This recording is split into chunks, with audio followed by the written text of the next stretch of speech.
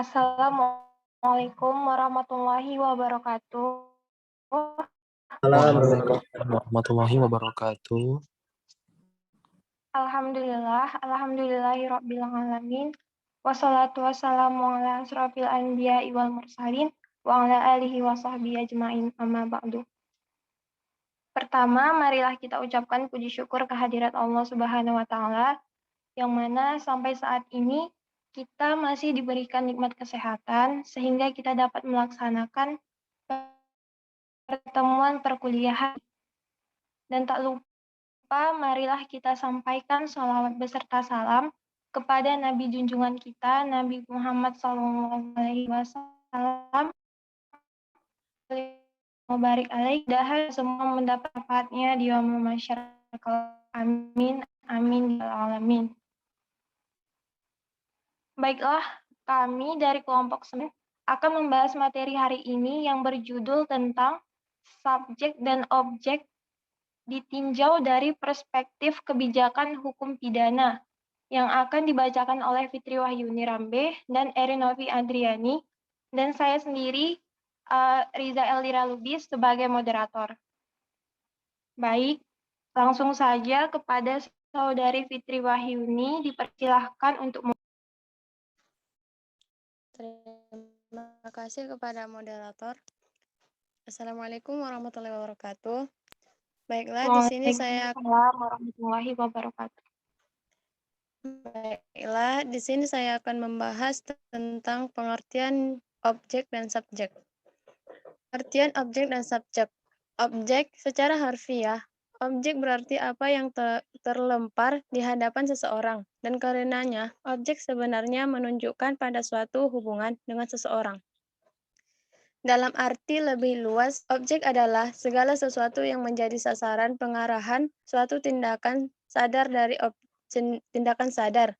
Dari objek dengan kata lainnya, objek adalah suatu yang menjadi sasaran intensionalitas, kebiasaan, atau bahkan ilmu tertentu. Objek adalah tujuan tindakan atau daya kebiasaan ilmu sebagai tindakan karena eksistensi yang dimengerti secara murni, secara eksistensi bukan merupakan objek. Yang kedua, pengertian subjek. Subjek adalah homonim karena artinya memiliki ejaan dan pengucapan yang sama, tetapi artinya tidak cocok.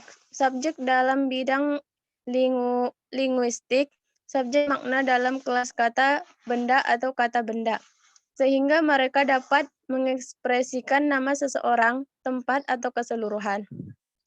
Subjek atau subjek adalah subjek kalimat yang dijelaskan oleh fungsi lain. Pemahaman lain tentang suatu subjek adalah elemen yang bertindak sebagai subjek percakapan dalam sebuah kalimat.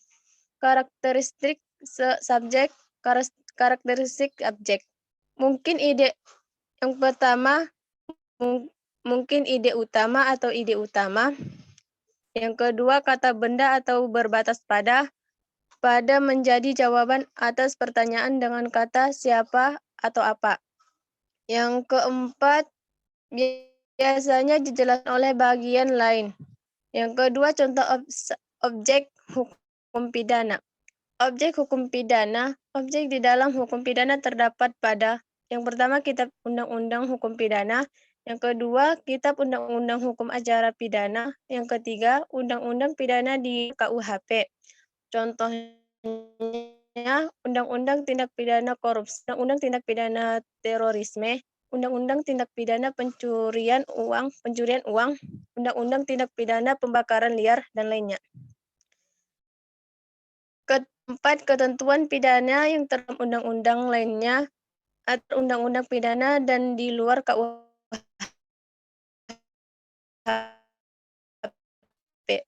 Undang tentang pembangkan, dan lainnya. Yang kelima, ketentuan pidana yang terdapat dalam peraturan daerah. Yang subjek hukum pidana. Dalam dunia dapat dua subjek hukum, yaitu manusia dan korporasi. Manusia di sini dikatakan memiliki subjek hukum karena memiliki hak dan kewajiban. Begitu juga dengan korporasi hukum maupun tidak memiliki hak dan kewajiban terpisah. Manusia atau natural person. Dalam sejarah perundang-undangan hukum pidana, pernah dikenal bahwa tidak hanya manusia saja yang menjadi subjek hukum pidana, melainkan juga hewan. Hingga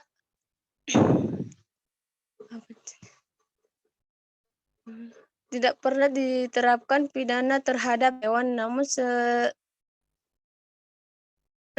setelahnya hanya manusia saja yang dapat menjadi subjek hukum. Seekor banteng pernah dipidana karena membunuh seorang wanita. Hal demikian tersebut terjadi pada abad pertengahan. Dalam KUHP dinyatakan hanya manusia yang dapat melakukan suatu tindak pidana, dan juga hanya manusia sajalah yang dapat menjadi subjek hukum pidana. Hal ini dapat diketahui dari tiap-tiap pasal di KUHP karena sebagian besar kaidah hukum pidana dalam KUHP dimulai dengan kata barang siapa. Dari kata tersebut dapat disimpulkan bahwa hanya manusia yang diakui sebagai subjek tindak pidana. Baiklah, selanjutnya saya serahkan kepada Saudari Erin Nopi.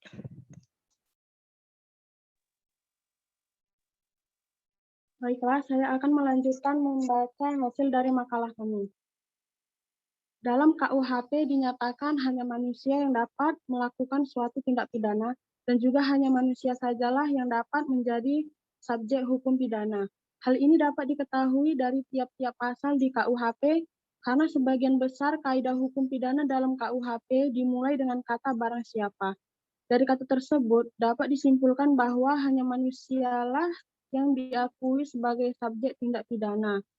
Alasan dikatakan demikian karena Satu, rumusan delik yang selalu menentukan subjeknya dengan menggunakan istilah barang siapa, warga negara Indonesia, pegawai negeri, dan lain sebagainya. Hal ini dapat ditemukan pada pasal 2 sampai 9 KUHP. 2. Ketentuan tentang pertanggungjawaban pidana, terutama pada pasal 44, 45, dan 49 KUHP yang mengisyaratkan kejiwaan dari tindak pelaku. 3. Ketentuan tentang pidana dalam pasal 10 KUHP mengenai denda hanya manusia yang memahami tentang uang. Korporasi atau legal person. Manusia bukanlah merupakan satu-satunya subjek hukum. Di samping manusia, hukum masih membuat konstruksi fiktif yang diterima, diperlakukan, serta dilindungi layaknya seperti manusia. Hal itu dinamakan badan hukum. Suatu tindakan dapat dipidana apabila tindakan tersebut dikehendaki oleh manusia.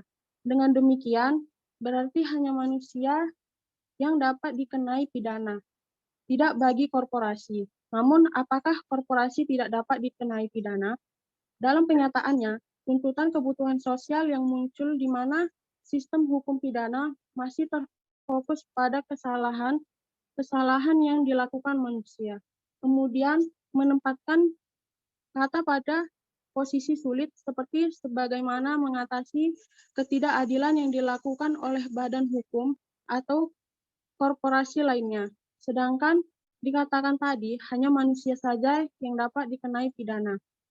Oleh karena hal itu, maka beberapa undang-undang dalam bidang sosial dan ekonomi mengadopsi dapat dipidananya suatu korporasi. Subjek hukum pidana tidak dapat dibatasi hanya kepada manusia saja, namun juga mencakup korporasi. Korporasi dapat dijadikan tempat untuk melakukan suatu tindak pidana dan dapat mengambil keuntungan atas tindak pidana tersebut. Dengan demikian, apabila korporasi tidak dijadikan subjek hukum, maka manusia dapat melakukan tindak pidana dan berlindung di balik korporasi. Dalam konsep KUHP baru, dikatakan bahwa tindak pidana dapat dilakukan korporasi apabila dilakukan oleh orang-orang dalam korporasi tersebut yang memiliki kedudukan dalam struktur korporasinya dengan bertindak atas nama dan demi kepentingan korporasinya. Dalam hal ini, segala sesuatu yang dilakukan manusia dengan mengatasnamakan korporasinya, maka tanggung jawab ada pada korporasi atau pengurusnya. Dari kedua subjek hukum di atas, dapat kita simpulkan bahwa manusia dan korporasi memiliki hak dan kewajiban yang harus dipertanggungjawabkan. Suatu tindakan yang dapat dipidana adalah tindakan berbuat yang melanggar hukum. Korporasi menjadi subjek hukum karena manusia yang menjadi pengurus di dalamnya dapat berlindung atas nama korporasi apabila korporasi tidak menjadi subjek hukum. Hal ini dapat menimbulkan ketidakadilan. Seiring berjalannya waktu dan penggalian terhadap ilmu hukum pidana, manusia bukanlah satu-satunya subjek hukum. Diperlukan suatu hal lain yang menjadi subjek hukum pidana. Di samping orang, dikenal subjek hukum selain manusia yang disebut badan hukum. Badan hukum adalah organisasi atau kelompok manusia yang mempunyai tujuan tertentu yang dapat menyandang hak dan kewajiban. Negara dan perseroan terbatas. Misalnya adalah organisasi atau kelompok manusia yang merupakan badan hukum. Badan hukum dibedakan menjadi dua, yaitu satu badan hukum dalam lingkungan hukum publik, yaitu badan-badan yang pendirinya dan tatanannya ditentukan oleh hukum publik. Badan hukum ini merupakan hasil pembentukan dari penguasa berdasarkan perundang-undangannya yang dijalankan eksekutif, pemerintah atau badan pengurus yang diberi tugas untuk itu. Misalnya negara, provinsi, kabupaten, Bank Indonesia, desa, dan lain-lain. 2. Badan hukum dalam lingkungan hukum privat, yaitu badan-badan yang pendirian dan tatanannya ditentukan oleh hukum privat. Badan hukum ini merupakan badan hukum swasta yang didirikan oleh pribadi, orang, atau tujuan tertentu, yaitu mencari keuntungan, sosial pendidikan, ilmu pengetahuan, politik, kebudayaan, kesehatan, olahraga, dan lain-lain, yang termasuk dalam hukum privat, misalnya koperasi, NV, dan wakaf. Baiklah, saya kembalikan kepada moderator. Baik, terima kasih kepada dan Erinovi. Selanjutnya kami buka sesi tanya jawab untuk 3 orang penanya. Kepada teman-teman dipersilakan untuk bertanya.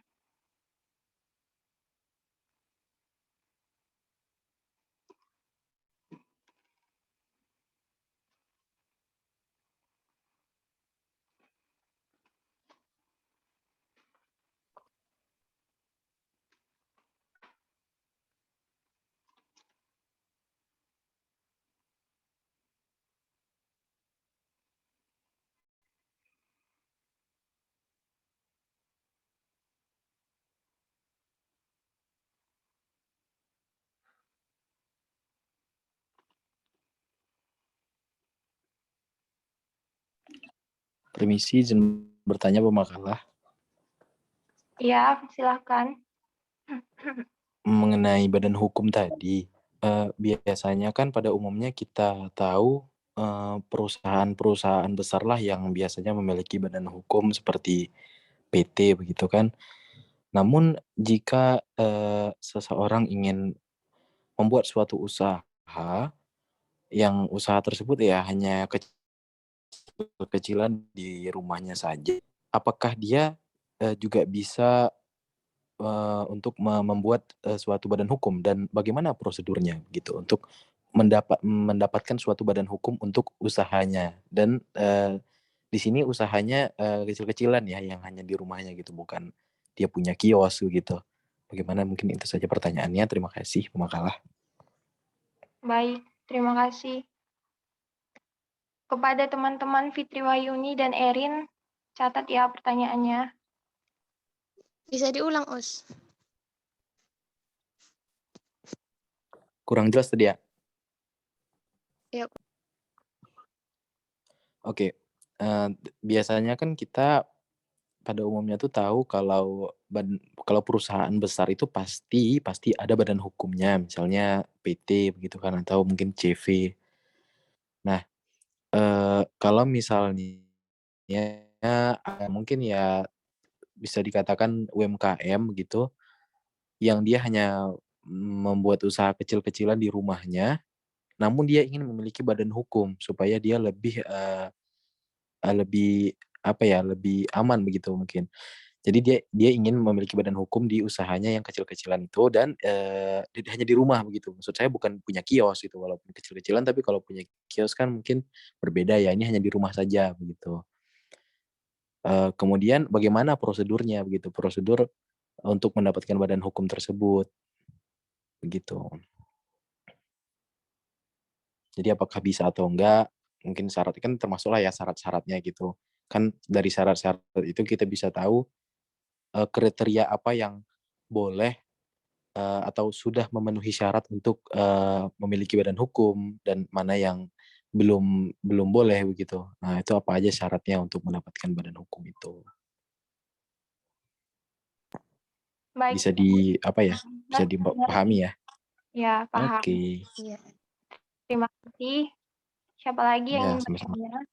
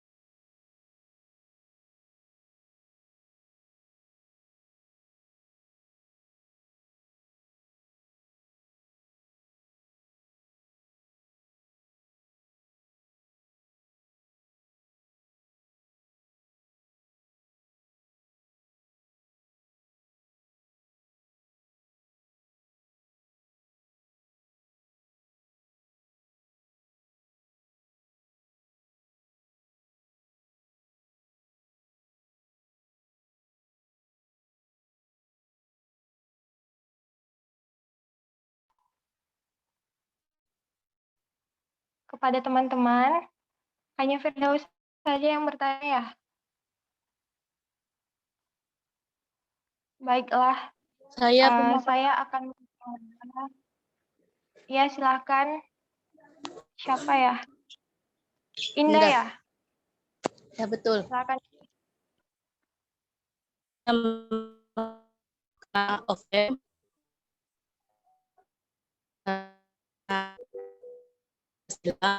Kegiatan saya Suaranya nggak kedengeran dah.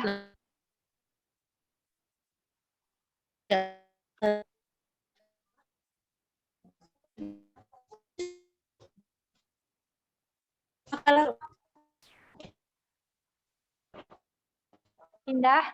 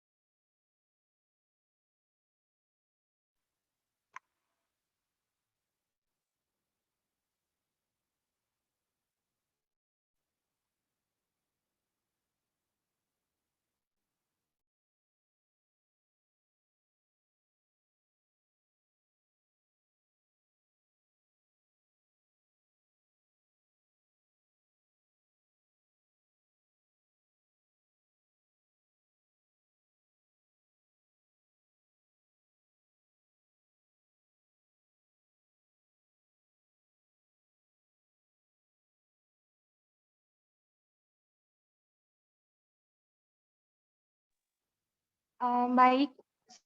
Saya akan menjawab pertanyaan dari Saudara Firdaus. Pertanyaannya tadi, jika seseorang ingin membuat suatu usaha kecil-kecilan yang ada di rumah, yaitu UMKM, namun ia ingin memiliki badan hukum, bagaimana prosedur untuk mendapatkan badan hukum tersebut? Nah, Iya.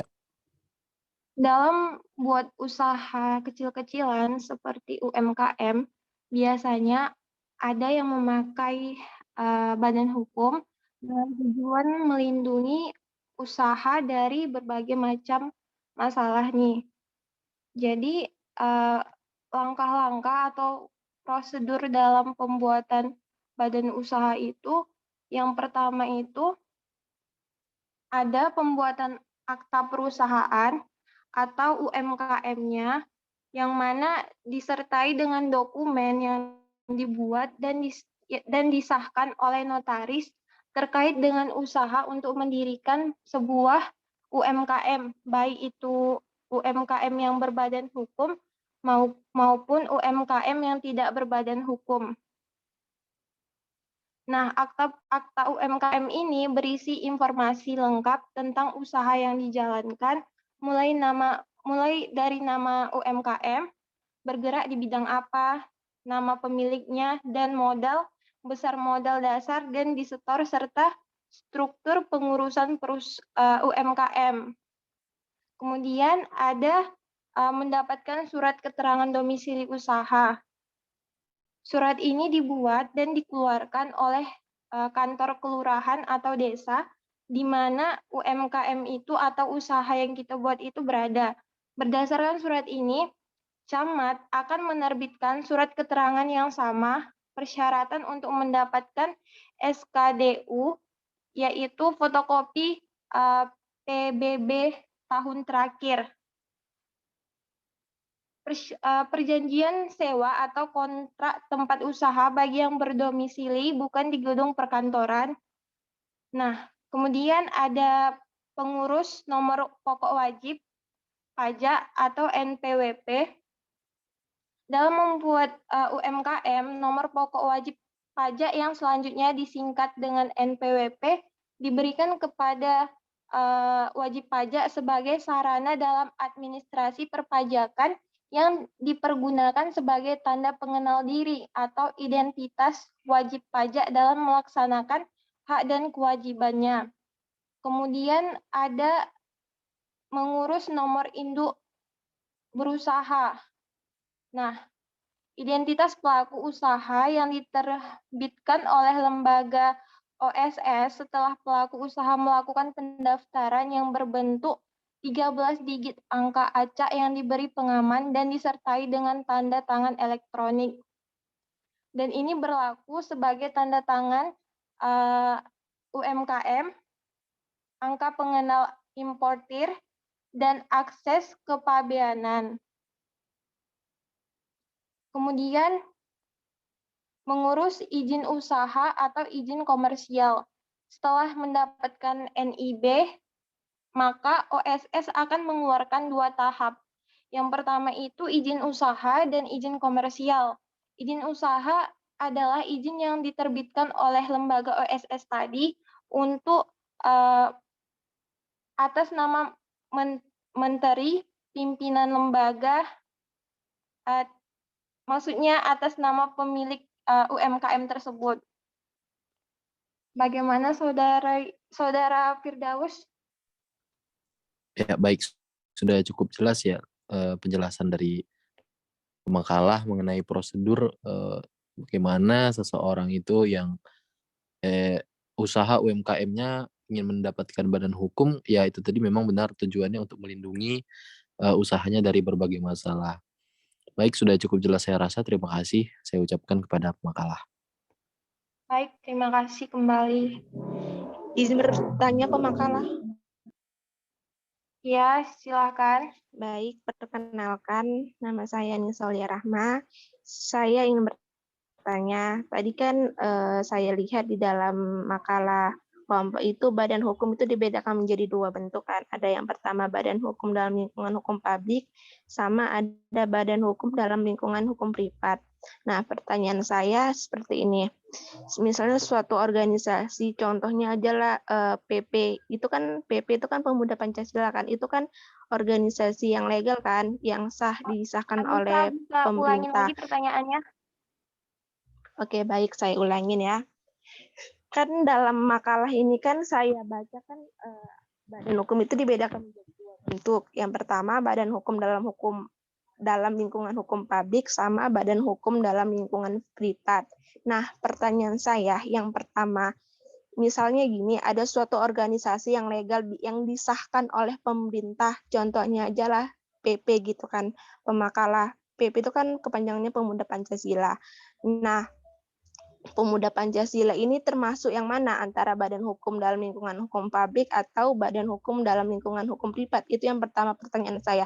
Yang kedua, ketika suatu organisasi PP ini melakukan suatu pelanggaran atau keonaran di lingkungan masyarakat, siapa yang menjadi subjek dan objeknya dalam yang bertanggung jawab dalam keonaran tersebut. Sedangkan dalam kasusnya ini yang menyuruh ini adalah ketua organisasi ini, sedangkan yang menjalankan adalah anggotanya. Dan yang cocok itu kena pasal apa dan dendanya apa gitu. Dapat dimengerti? Sebentar ya. Fitri udah dicatat. Bisa diulang sekali lagi apa, Anissa? Oke, saya ulang lagi ya sekali lagi. Ini langsung to the point aja kan. Ini dalam makalah ini saya baca itu badan hukum itu dibedakan menjadi dua nih. Yang paling terakhir materinya.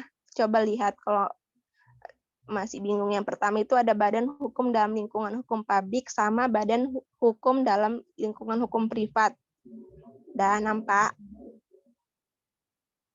Iya, lanjut. Nah, jadi pertanyaan saya, jika suatu organisasi yang disahkan pemerintah, contohnya itu PP. PP itu kan kepanjangannya kan Pemuda Pancasila. Pertanyaan saya yang pertama, PP itu termasuk badan hukum dalam lingkungan hukum publik ini atau badan hukum dalam lingkungan privat? Itu yang pertama pertanyaan saya.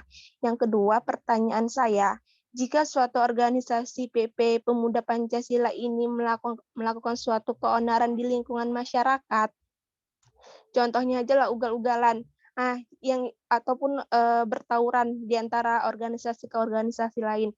Nah, yang nyuruh itu ketua organisasi tersebut, sedangkan yang menjalankan adalah anggotanya. Nah, yang bertanggung jawab atas kelakuan itu siapa dan pasalnya itu kena apa? Dapat dimengerti? Bisa. Baik.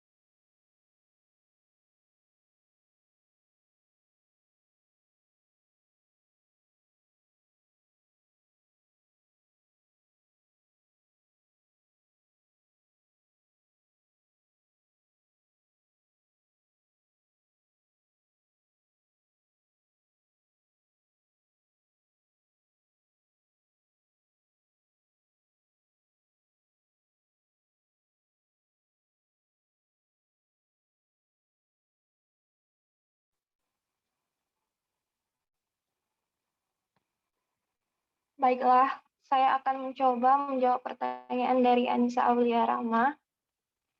Pertanyaannya tadi, suatu organisasi yang disahkan oleh pemerintah, yaitu PP, termasuk mana dalam badan hukum lingkungan publik atau privat. Nah, dalam pertanyaan ini, bahwa Pemuda Pancasila itu mempunyai badan hukum privat. Kenapa? Karena PP ini didirikan oleh pribadi, yaitu organisasi kemasyarakatan yang disebut juga dengan ormas. Nah, kemudian jika suatu organisasi PP melakukan suatu keonaran atau tawuran yang menyuruh menjalankan anggotanya, kemudian siapa yang bertanggung jawab dan terkena dalam pasal apa? Nah, menurut saya pribadi mungkin yang bertanggung jawab itu siapa yang melakukan keonaran tersebut. Misalnya dalam sebuah unjuk rasa, mereka melakukan suatu tindakan yang mana merusak fasilitas negara, mungkin yang bertanggung jawab itu adalah yang melakukan perbuatan tersebut dan dikenai hukuman dalam pasal 170 KUHP. Yang pertama itu ayat pertama, barang siapa dengan terang-terangan dan dengan tenaga bersama menggunakan kekerasan terhadap orang atau barang, diancam dengan pidana penjara paling lama 5 tahun 6 bulan. Yang kedua, yang bersalah diancam dengan pidana penjara paling lama 7 tahun jika ia dengan sengaja menghancurkan barang atau jika kekerasan yang digunakan mengakibatkan luka-luka. Yang kedua, dengan pidana penjara paling lama 9 tahun jika kekerasan mengakibatkan luka berat. Yang ketiga, dengan pidana penjara paling lama 12 tahun jika kekerasan mengakibatkan maut atau meninggal dunia. Baiklah, bagaimana kepada Saudari Anissa Aulia Rahma? Baik, dapat dimengerti. Makasih. Baik, sama-sama. Kepada teman-teman, ada lagi yang ingin ditanyakan?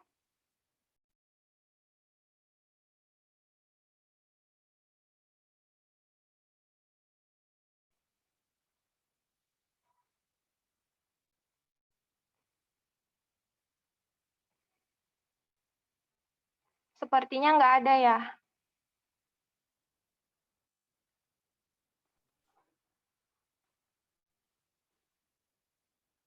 Baiklah. Si Indah Sakinah Batubara bertanya tuh di grup WA.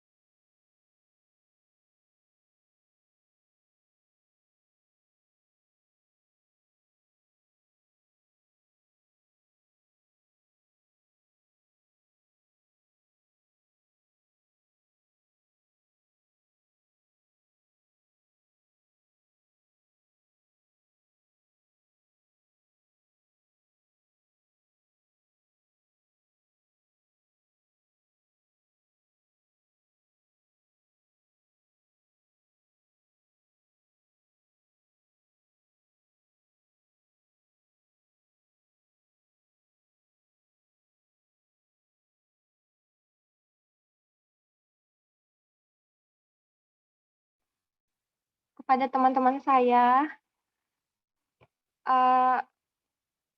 jawab pertanyaan dari Indah.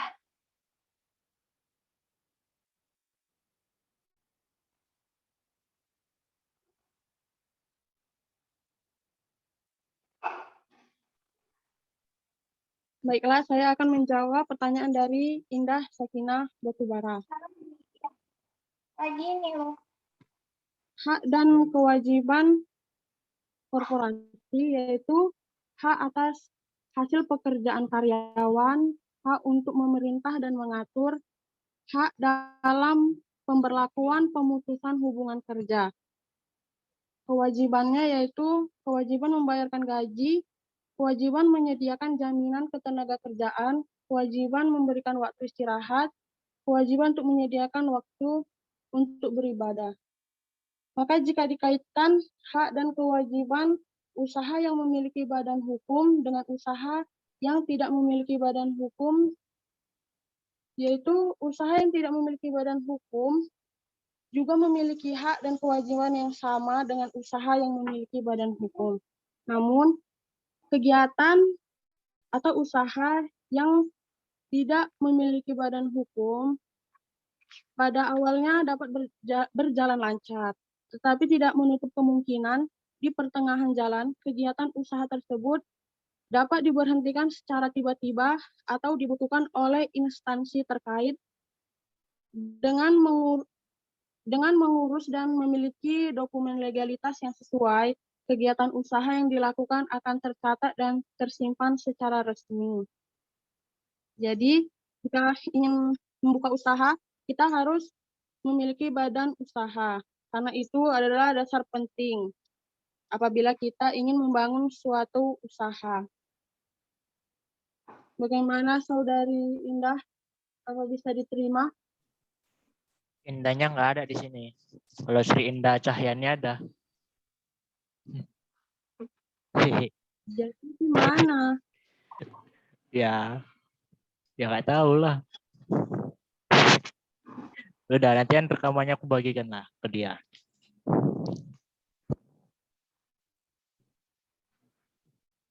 Oke, baiklah.